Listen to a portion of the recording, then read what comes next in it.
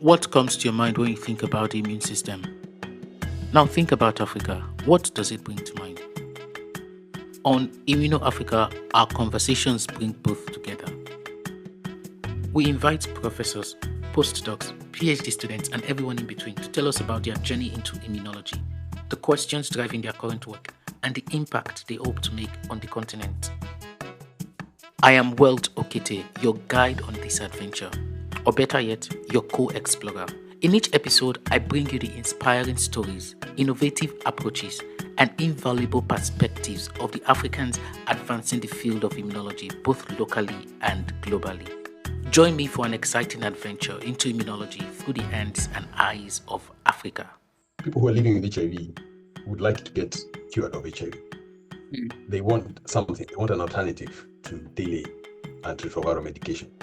So a lot of people living with HIV, when you talk to them and ask them, what challenges do they have and what would they like to see? They will tell you, I wish there was something that could cure me of HIV so that I don't have to take medication all the time. Okay, so today I'm joined by Professor Thumbi Ndung'u, and who'll be talking to us about his work on HIV, talking to us about his journey through the field, and also particularly highlighting his recent groundbreaking work that has shown immense potential towards the cure for a progress towards finding a cure for HIV/AIDS. So Professor Thumbi is a faculty member with the Africa Health Research Institute, and which is located here in Durban, South Africa. Is also a professor and Victor Dahl's chair in HIV and TB research at the HIV Pathogenesis program in the University of KwaZulu-Natal here in South Africa, and is also the program director for the Sub-Saharan Africa Network for TB HIV Research Excellence, SANTHE, and a professor of infectious diseases at University College London in the United Kingdom, an associate member of the Ragon Institute, an adjunct professor of immunology and infectious disease at Harvard KT Jeang School of Public Health, and a Provost visiting professor of HIV virology and immunology at Imperial College London. So he started his career as a veterinarian, graduated from the University of Nairobi in Kenya, and then went on to complete a PhD in biological sciences and public health from Harvard University in the US. So he has been a recipient of several awards and recognition of his excellence in leadership and science, and including the South African Medical Research Council Gold Scientific Achievement Award and a Leadership Award in Public Health Practice from the Harvard School of Public Health also. And he has also been the recipient of numerous grant funding from the Bill and Melinda Gates Foundation, Wellcome Trust, Science for Africa Foundation, and AHRI. So thank you very much for joining me today, Professor Ndung'u, and it's an amazing work you're doing and you continue to do. So yeah, I hope you're excited to be having this chat with me. Yes, I am excited to be chatting with you, and thank you for the kind introduction. Yes. Yeah. I think we like to just ask for someone like you, how did it all start? Where did it start from for you? And yeah, so I think you can just take us through your journey and highlight what was that pivotal decision you made that set you on this current path or current trajectory in your career. My journey started in rural Kenya. I come from Kenya.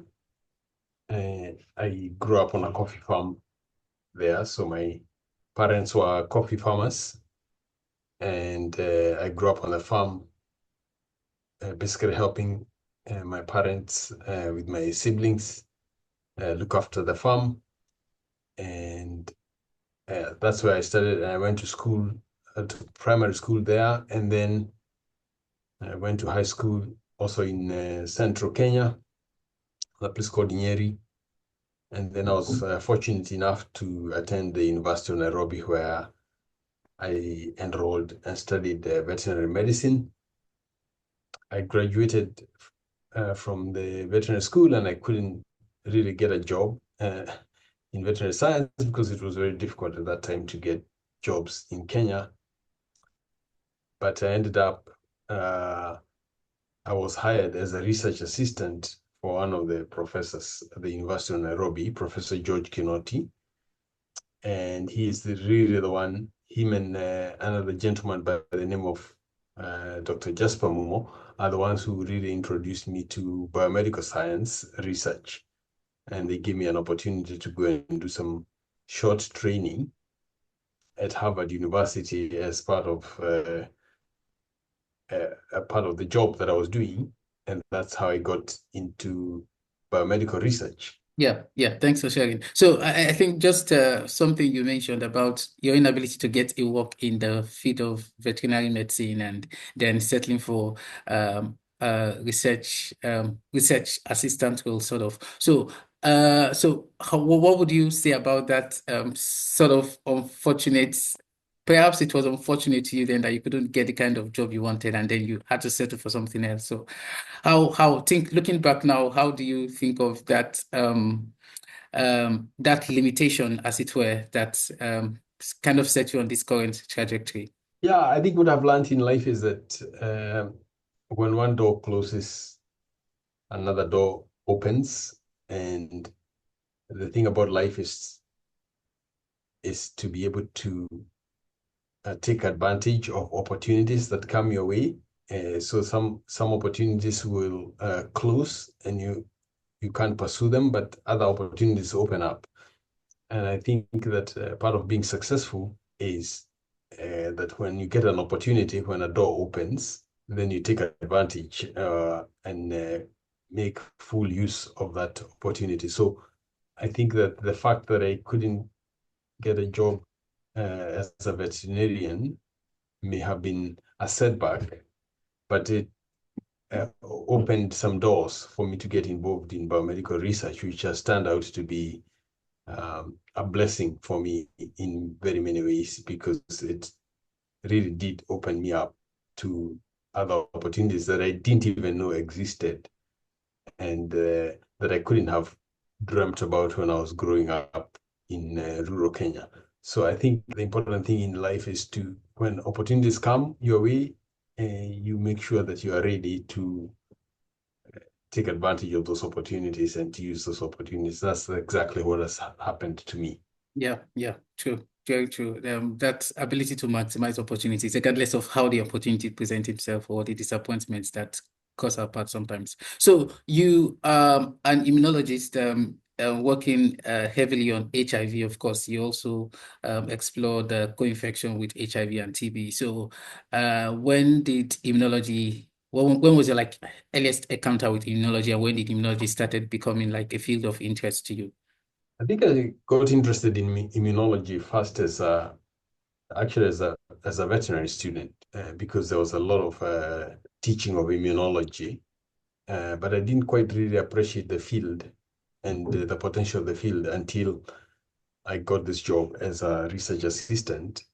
And the job that I got was, the professor had gotten some money to work on a schistosomiasis vaccine research project. So schistosomiasis is a very common disease. It affects more than 500 million people worldwide, but it is a neglected disease. And this professor that I was working for was really doing an immunology project to try and develop a vaccine. And he was trying to look at whether you could induce antibodies that can be protective against schistosomiasis. So that's how I got introduced to the field of immunology, and I loved it because there's a lot to learn and there's a lot of potential. There's a lot to learn in terms of, there's a whole lot that we don't know about how the immune system works, but there's also a lot of potential to take advantage of the immune system to develop novel vaccines that can prevent infection, but also to cure infections. And so when I got that exposure, I really have not looked back, and I find it very fascinating. that we can either manipulate the immune system or boost the immune system to try and control all manner of diseases. Yeah, great, true. Maybe we should pivot a bit into HIV. Your work in HIV. I think you were able to isolate a strain of the virus. Was that during your PhD program? Yeah, so what happened to me is that once I got the job as a research assistant at the University of Nairobi, I worked there for 3 years. And then I applied to go and do a PhD at Harvard University. And I was very lucky because I got admitted, but I also got a full scholarship to go and study there. So at that point, the money was not a problem because I had a full scholarship that paid for my tuition and also gave me a stipend.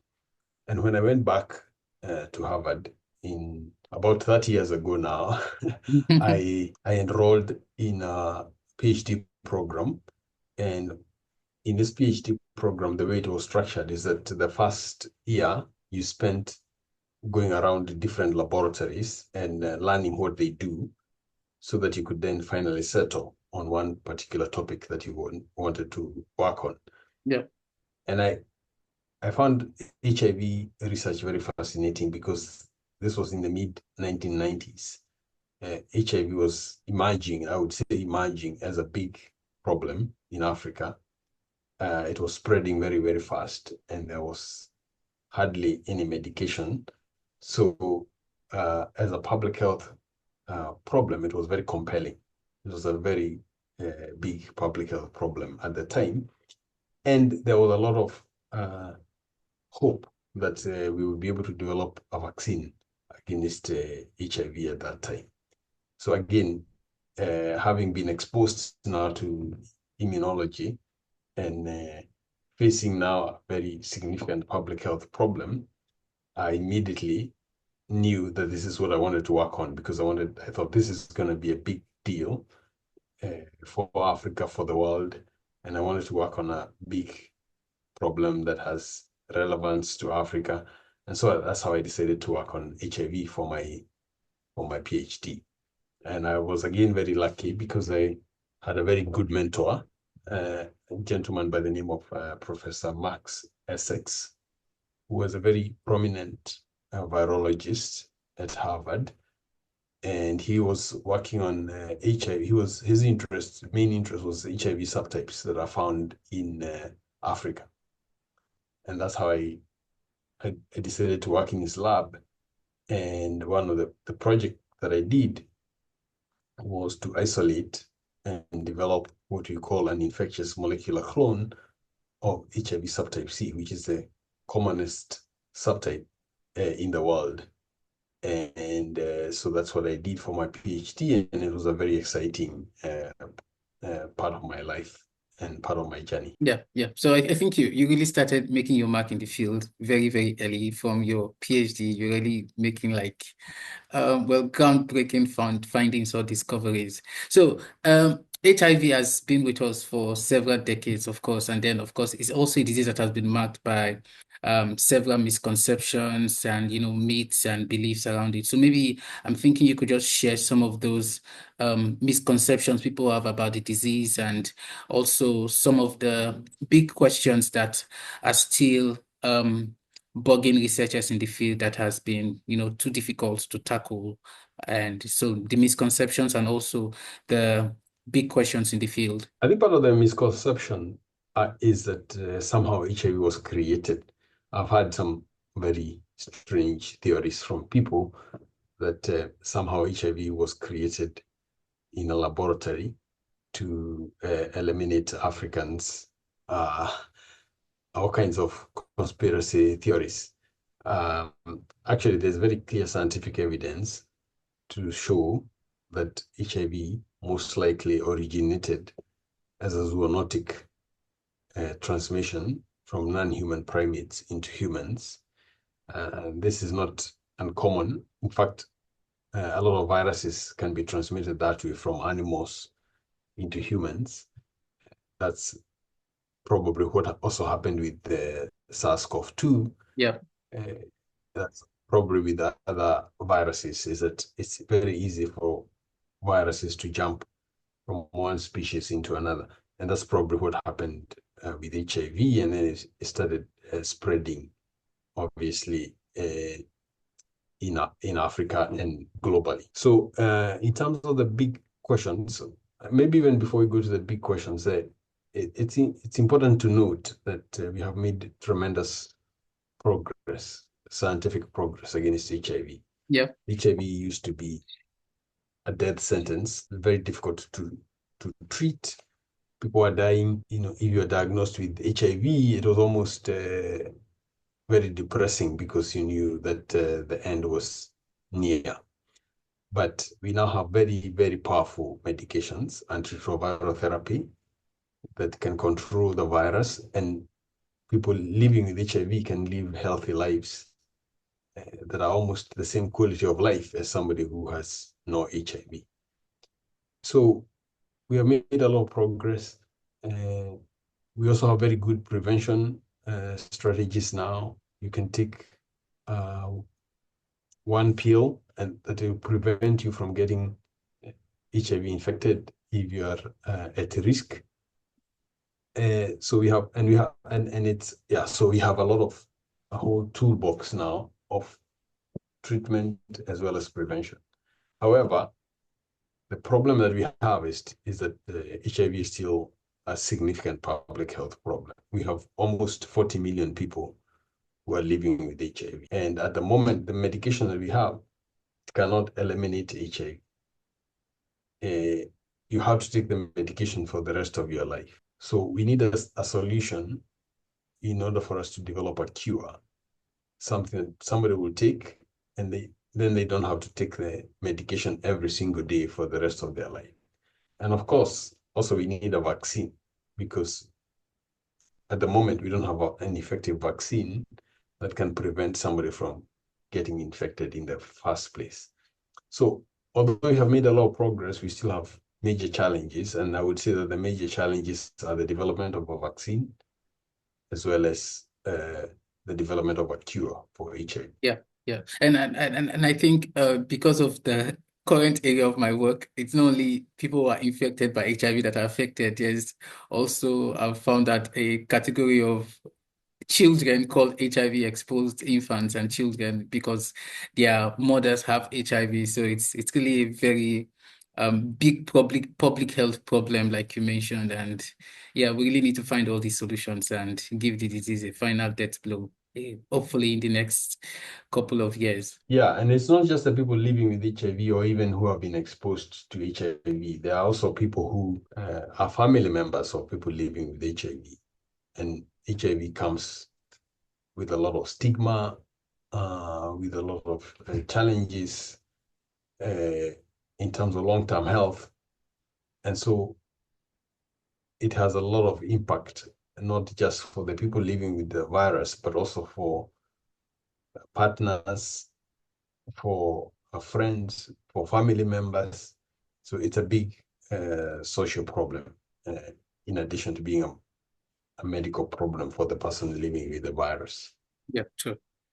Yeah, true. So before we come to your the recent groundbreaking work with the HIV-cure trial from your group, I would just like you to just take us through some of the contributions you've made to the field of HIV immunology from, after you isolated subtype C strain of the virus that was like had the highest circulation in Africa.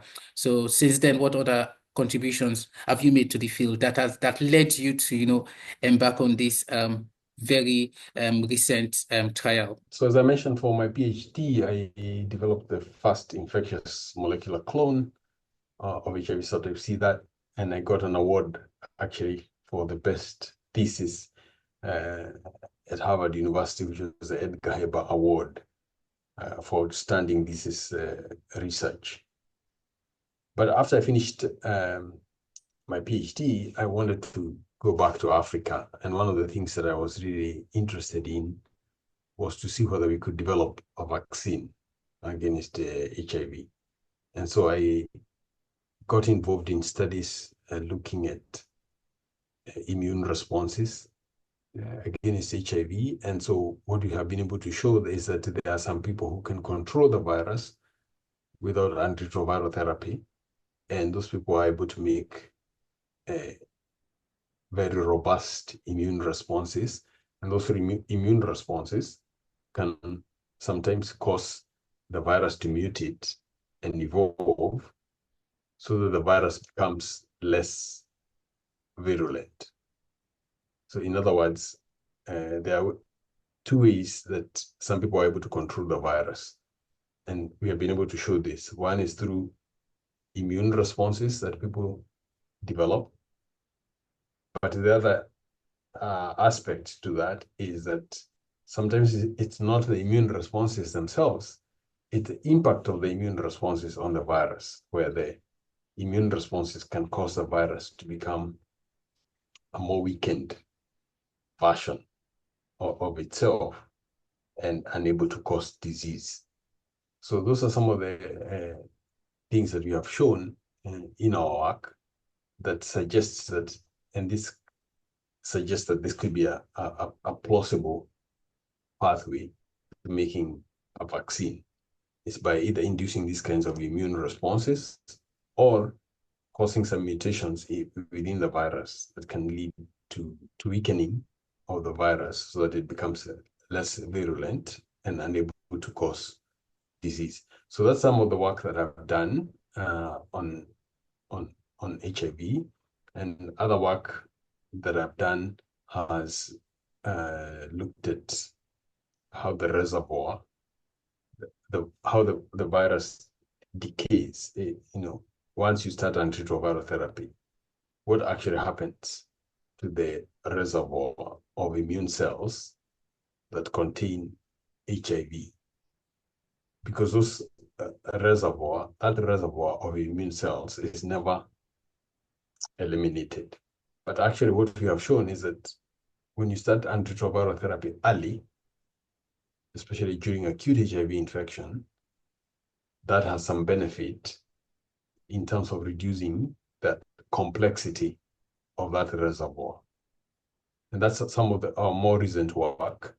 And that work is what really inspired us to do a clinical trial where we wanted to recruit women who had started treatment very early to see whether you could actually cure them of HIV.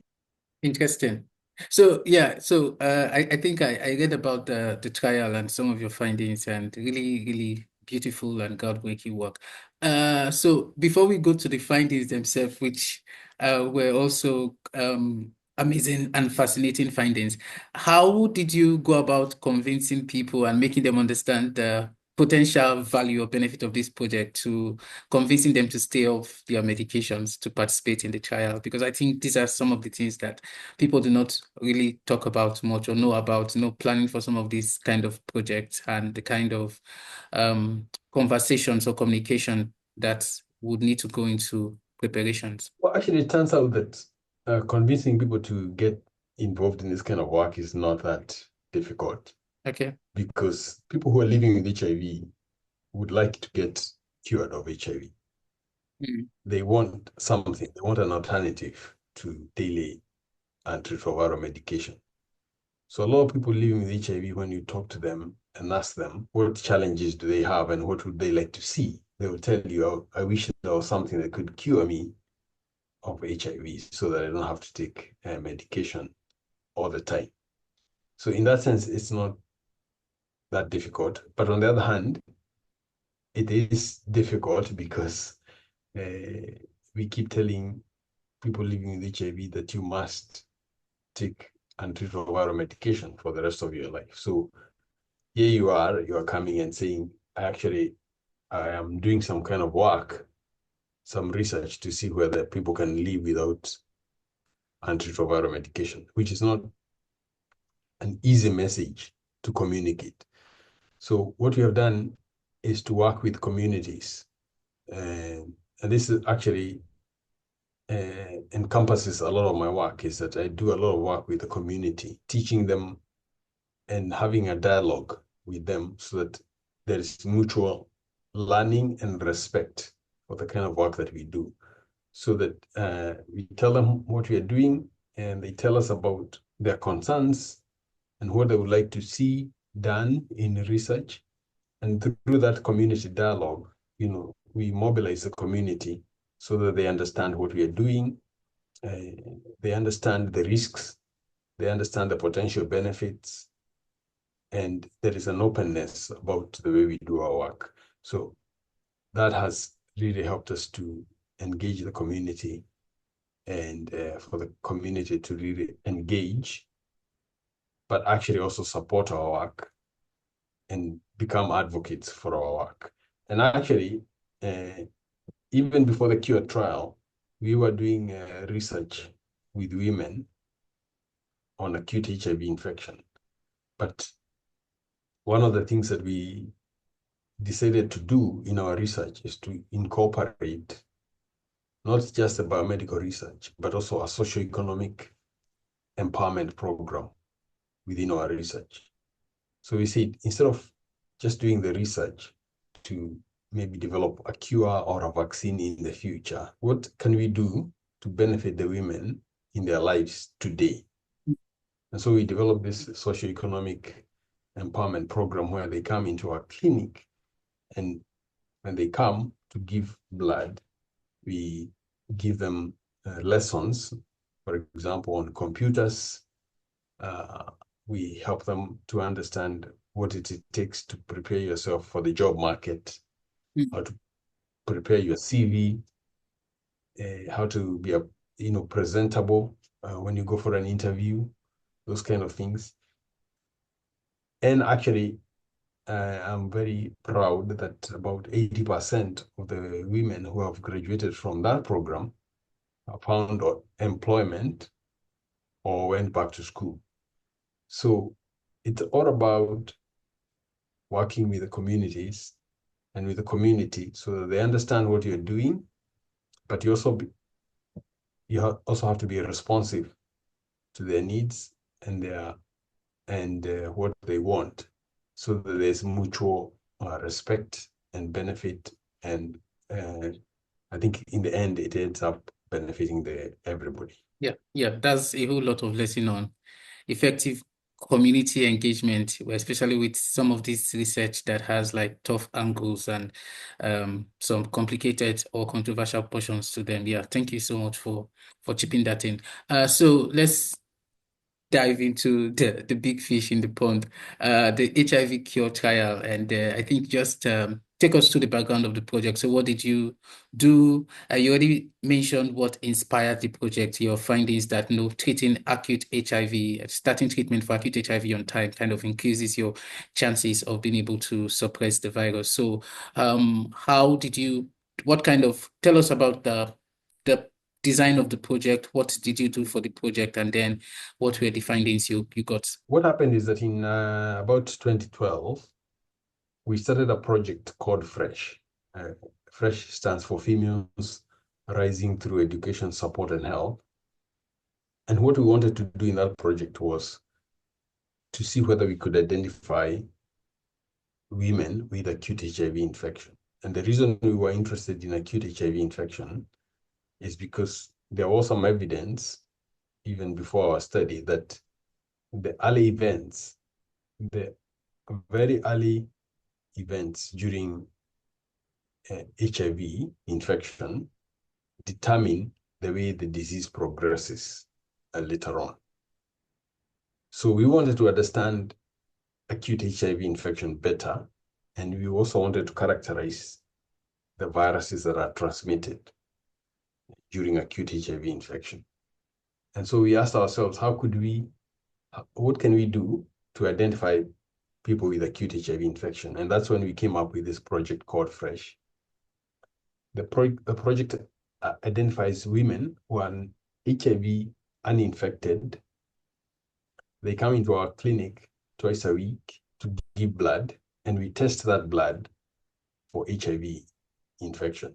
And because these women are all HIV negative, but sexually active when they come into the program, there is a chance that some of them might get HIV. as they go about their normal lives.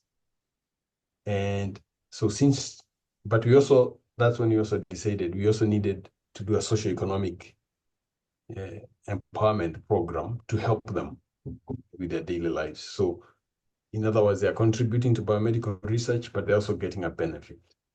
So that's what we did. And the program has been very successful. As I mentioned, it has been running since 2012. And we have identified about 109 women who became HIV infected when they were in that program. And what we did is that in the beginning, we were not treating them. We did not offer them immediate antiretroviral treatment once they became infected with HIV, because we were following the South African government guidelines.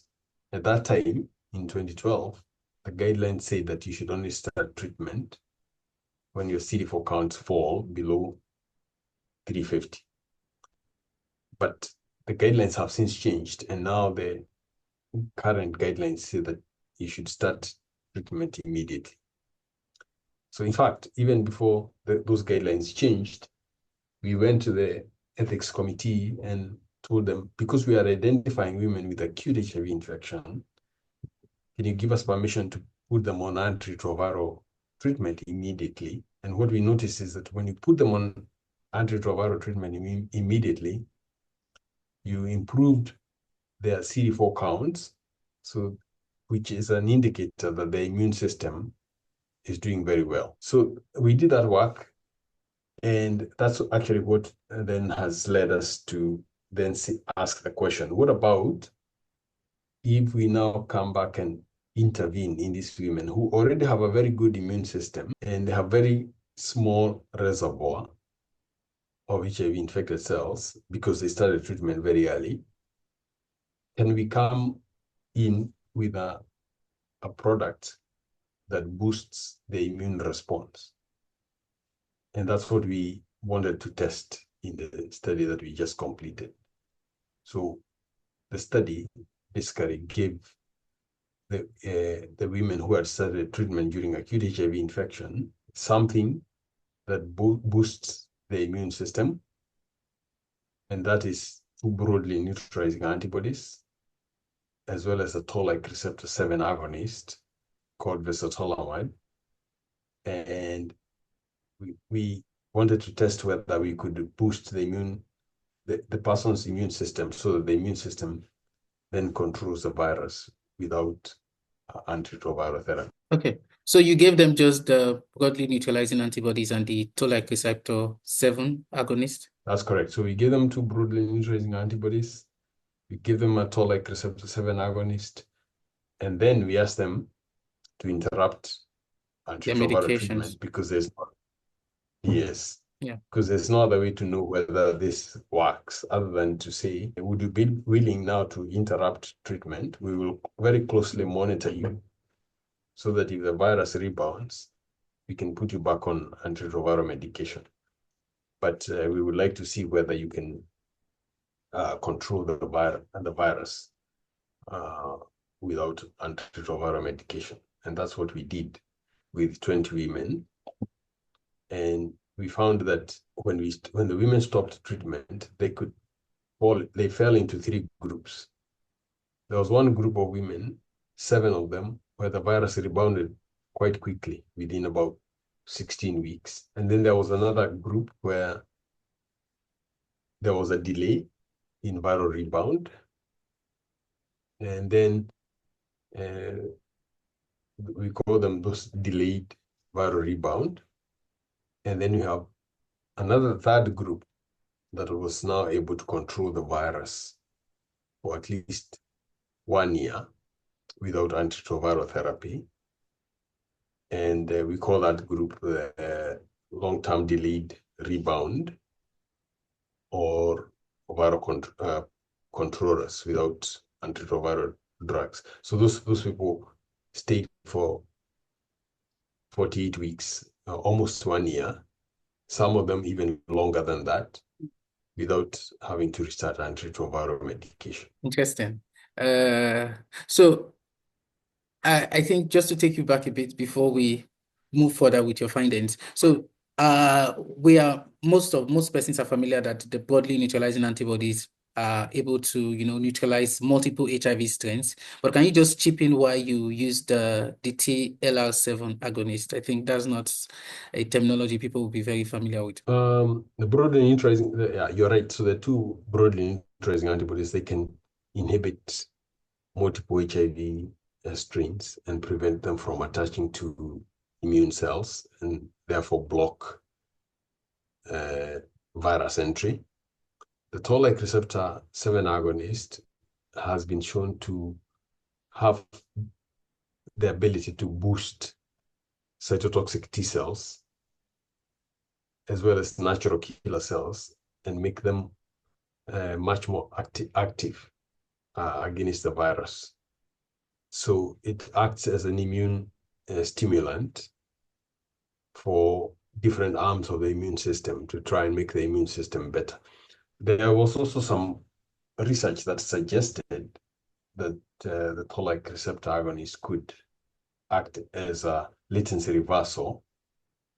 In other words, it could activate the cells where the HIV is hiding and cause the cells to start, producing the latent virus.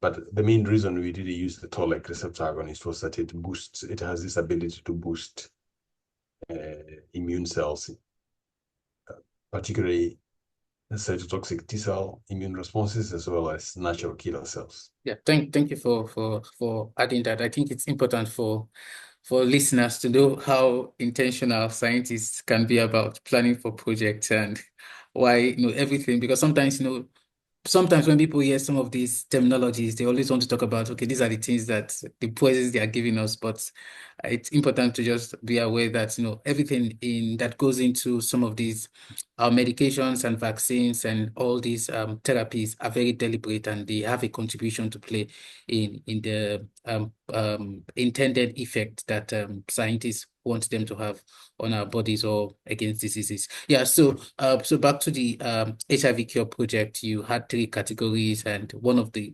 categories we were able to kind of stay away from medications for close to 1 year or more than 1 year, and then they had like very good control of the virus. So what's like the next step for this project? I know it's still quite early and maybe your team is still trying to bask in the very beautiful findings you had, but like what's the next step for you guys? I know scientists, you guys don't like resting.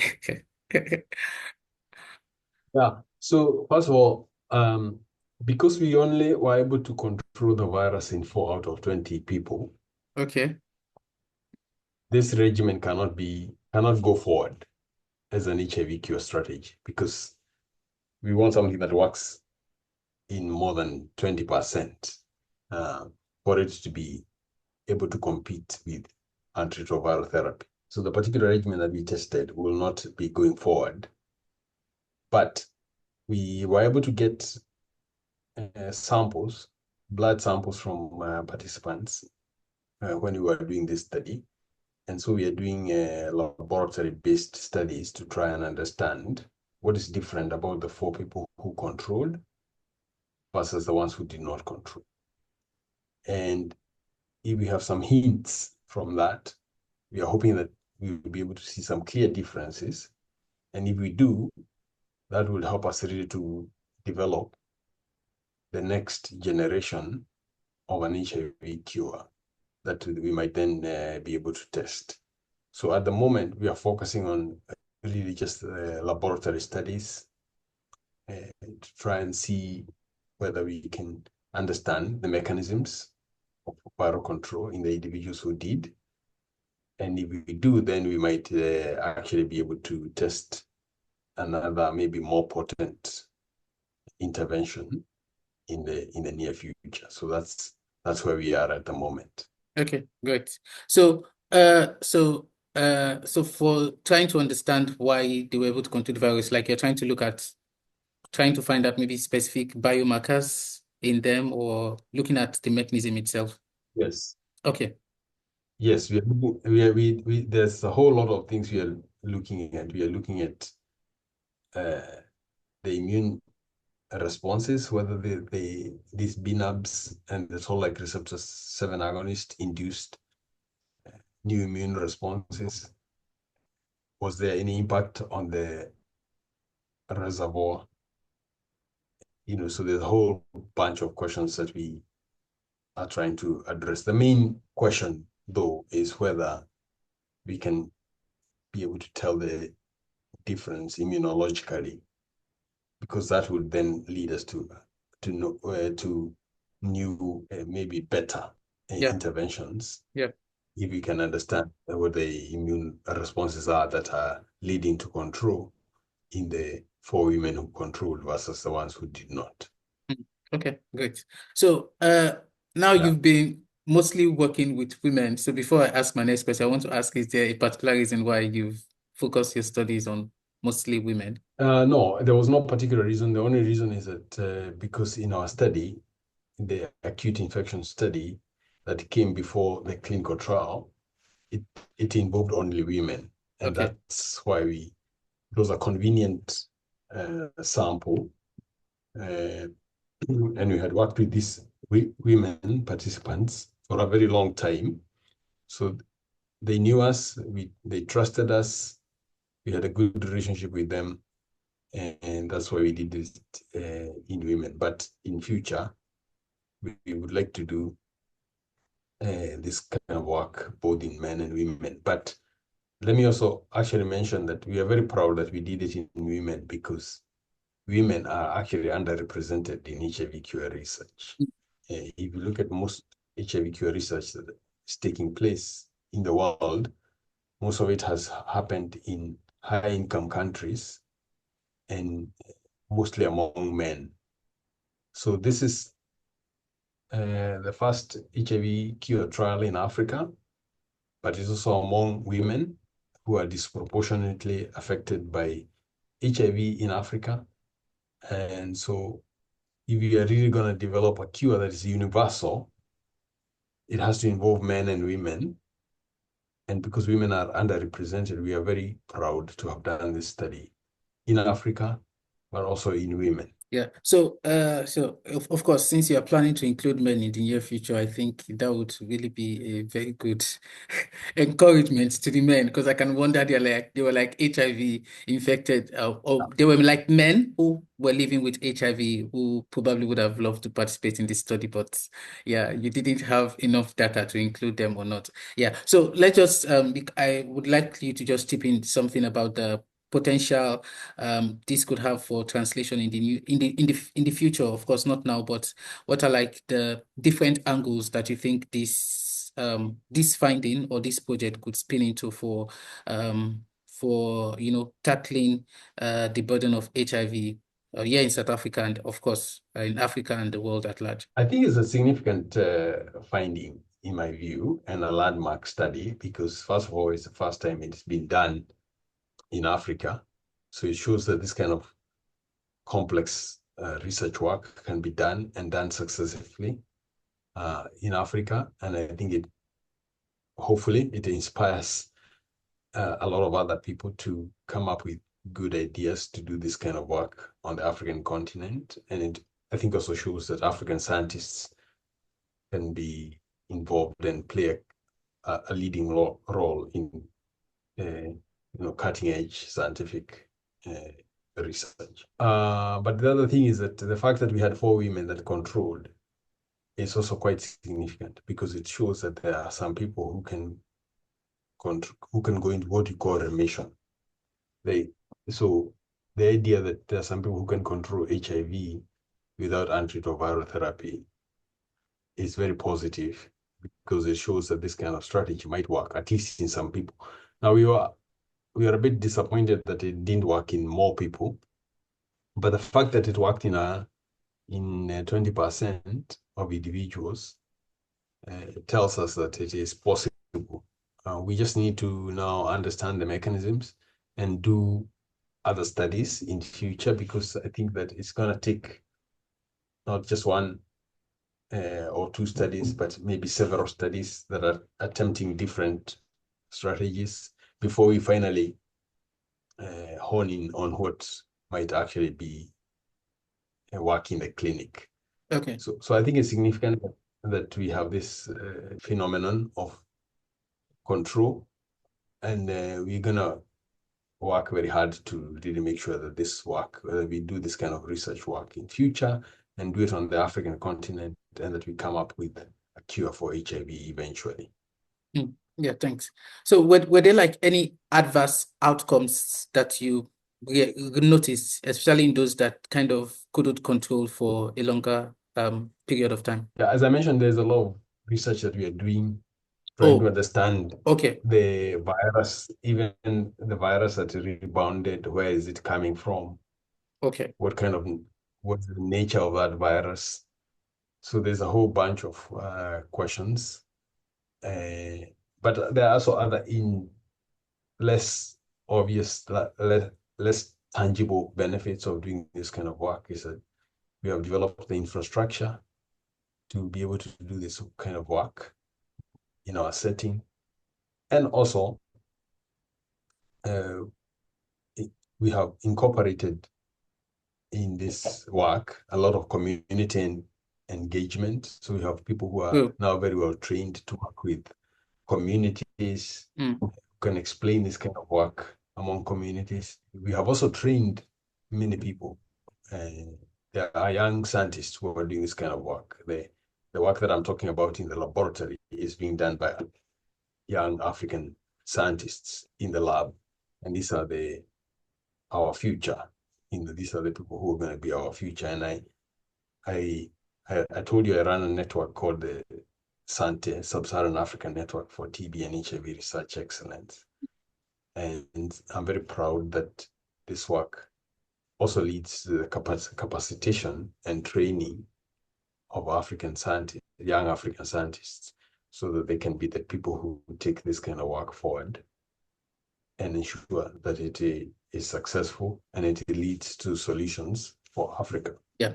So how do you come up with some of your ideas? I think some of these the ideas you generated so far. Of course, this project is of a groundbreaking one, but let us just know, like I believe there are several young scientists on the continent and beyond that would love to know how Professor Ndung'u comes up with some of his creative ideas for scientific projects and research. I have a curious mind and I read a lot, particularly in my field, because there's a lot that you can learn from the literature, from what other people are doing. You can then identify the gaps and opportunities that are existing. So if you're a scientist, you must read widely, particularly in your field of specialization, in order to understand what other people are doing and what the gaps in knowledge are. The other thing is that I talk a lot to my peers, but also to my students. We discuss a lot, and people are not afraid in my group to ask questions and to discuss things, because it's by discussing that something lights up and you realize, okay, these people may have investigated this, but there's also this gap in knowledge. So it's a lot of hard work in terms of reading, keeping up with the literature, but also having open discussions where every idea is welcome to be discussed and debated. And I try and encourage people in my group, for example, to be very open about discussions and to have all kinds of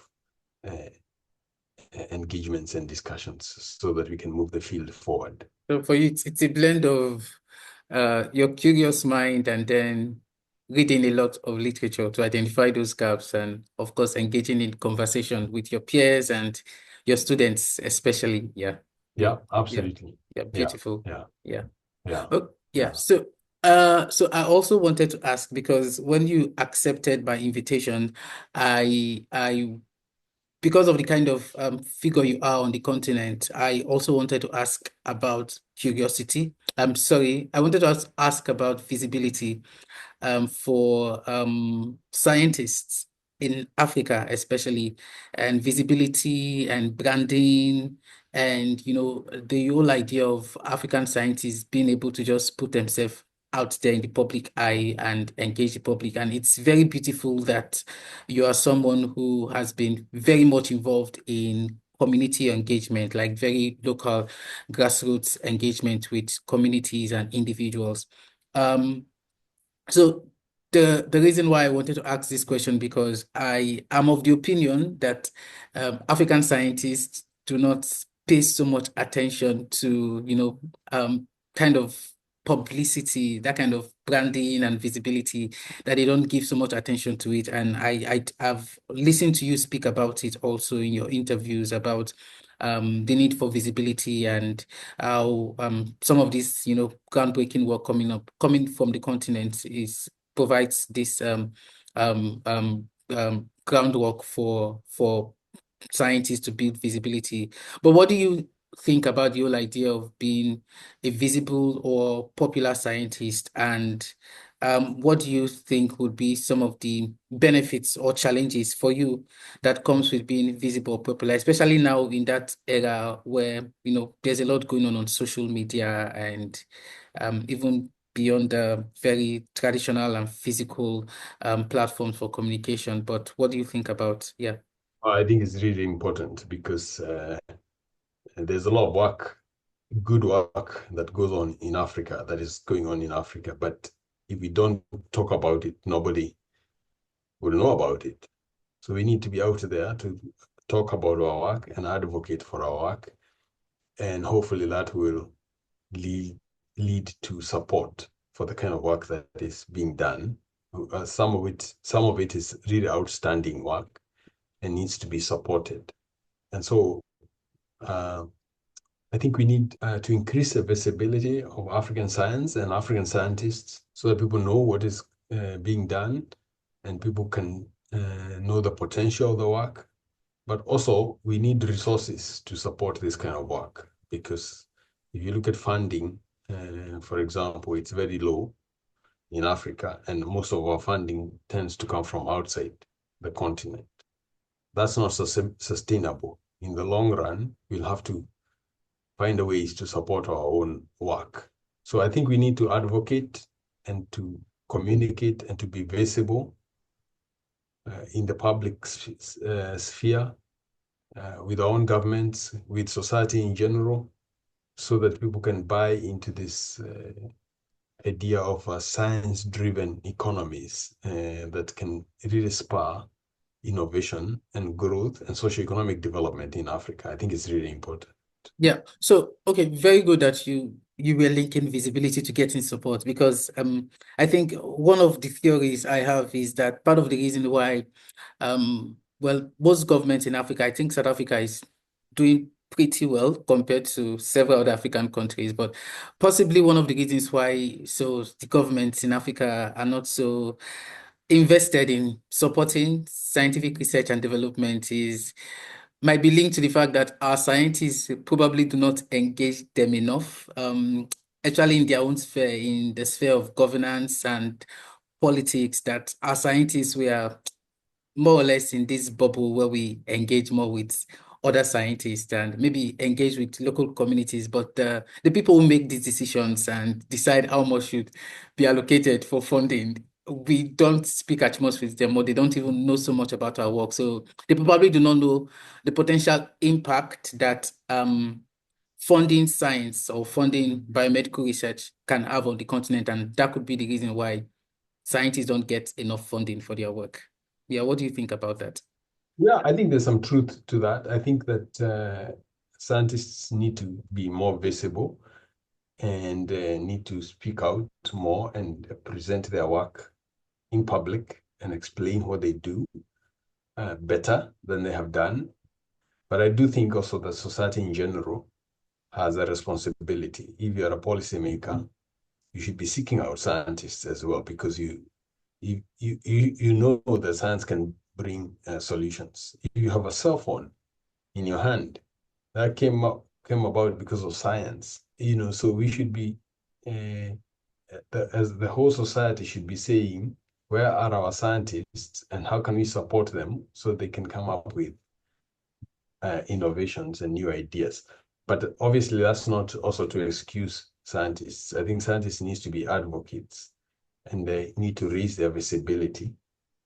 But I think there's a whole societal responsibility there and a recognition that unless you have this visibility, we are going to lag behind.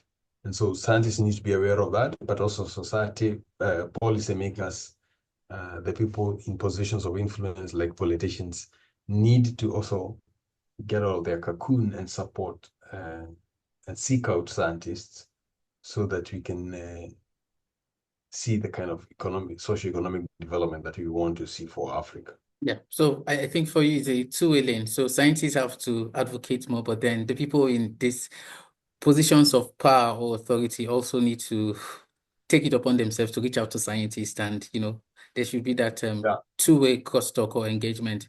So just curious, do you think you are the kind of person that would be open to taking up political roles and maybe serving in governance to, propose more science supporting policies? Are you the kind of person that would be open to, political or governmental roles? Oh, definitely in terms of engaging policy or with policymakers and engaging in the policy space, maybe not so much directly in politics. Oh, okay. I find politics a bit, I think it requires another skill set, which maybe I'm not very good at. But Okay. I certainly recognize that we need to engage politicians. But I think I'm more comfortable as a scientist and maybe in engaging policymakers to explain my work and not to be so much directly involved in politics. Although I do agree and recognize that there needs to be crosstalk between scientists and politicians and policymakers and other stakeholders in society. Yeah. I think the political landscape is totally different from what we have in science, that you work with evidence and you work with hypotheses. It's totally, I wouldn't say it's a chaos, but in certain countries, it's almost a chaos and you really don't know what's going on. Yeah. Thanks a lot for chipping that in. I do think, that like you've stressed, like African scientists really need to be much more deliberate and intentional about, being out there and talking about their work and engaging people that need to be engaged, and to ensure that we get all the support that we need to build our local research and local development in biomedical science. So earlier on, you've mentioned the mentors who have been play very pivotal roles in your growth from your time at the University of Nairobi and then to your PhD and the amazing mentor you had to work with. So, so I don't know if there were like other mentors you want to highlight who have, really shaped your journey and, helped the current generation to get to know this version of Thumbi Ndung'u. And so you could highlight any other mentor you'd like to mention. But then I'm also interested in knowing how you go about mentorship and what you would look out for. What is like maybe that feature or character that stands out in some of your most successful mentees? I mean, I would have to start with my parents. I think they were really wonderful mentors. Growing up, they taught me the values of hard work and honesty, integrity, personal integrity. I think that was a really good grounding for me in life. But I've also had professional mentors, very many, maybe. And that's actually has been one of the biggest blessings in my life, is people who at every stage of my life have really supported me and saw potential in me that I sometimes didn't even see. Professor Kinoti, Dr. Jasper Mumo, Professor Susan Bogua, and my PhD mentor, Mark Sussex, Bruce Walker, is another one. Jericho Vadia. So there are very many colleagues that have really helped me and supported my career. And I'm very grateful for that, because one of the things I've realized in life is that you have to have good mentorship. If you have good mentorship and somebody who's pointing the way and somebody who believes in you, then it makes your path much easier. And so I try to kind of instill the same in my mentees. I try to, first of all, tell them about that it's really important for them to work hard and to be people of integrity. But I also try to give them opportunities. I try to make sure that they have opportunities to pursue their dreams and to encourage them to be bigger than myself, actually. That's my goal, is to see them develop and become better than I have been. So yeah, so I think mentorship is really key, and we really need good mentors and people who can support others. And yeah, that's kind of the way I approach it. Yeah. So I think, like you highlighted, I think I really love the fact that you mentioned that you encourage your mentees to be hardworking and to show integrity, because it's also like a two-way lane. Like, you can have the best mentor, but if you are not a very disciplined or hardworking mentee, there would be no result out of that mentorship. So I think it's like the best mentor would need the best mentee to get the best results. For that mentee. Yeah, Yes. at the end of the day, everybody has to chart their own path, but having a good mentor can help you achieve your goals, but it's not enough, because at the end of the day, you need to define for yourself what you want. And so it's really important to have a good mentor, but also to work hard and to try and figure out what you really want to do and achieve yourself and pursue that. And show resilience and hard work and commitment.